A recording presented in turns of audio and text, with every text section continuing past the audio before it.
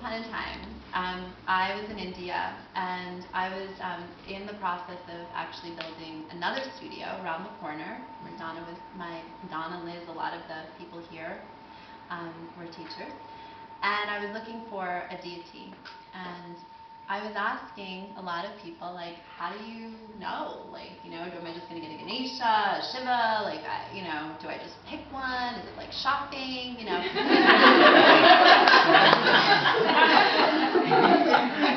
Apparently not. You came back with one statue.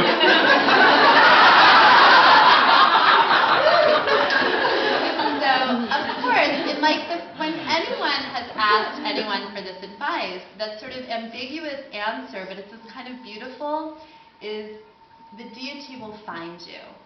And so when that was said to me, you really, you take to that, and you really believe that will come to be, and it really involves a lot of patience and trust, that will sort of find you, that connection.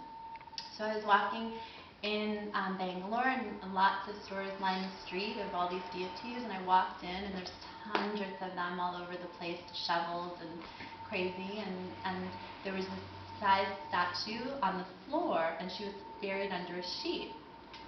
And I lifted up the sheet, and I don't know if it was the way her body was. I think I was amazed at the way she was standing, like perched and so balanced on one leg, and right away I just said, that's her, that's it. I didn't even know it was a her, I didn't know anything about it. And to me, when you're new at it, you think they're all the same. They're all the same, they sort of look the same with their multiple arms, and they sort of, you don't necessarily know exactly what they mean. But I did know that I loved it. And it was over the course of time that I learned really who she was. And the story of her moves me so completely, because it was such an organic and intuitive connection, and then everything got filled in, like the blanks, that she was the goddess of the arts, I was a writer and a teacher. She was the goddess of speech and culture and education and all of that. But so when I chose her, she gets shipped into a container, and she took a boat from India all the way to the docks of New York Harbor, and she had to sit there, do you remember? For maybe well over a month, held in hostage by the mafia. And I had to pay, aside from what we paid to have her, it was also, we pay to get her released.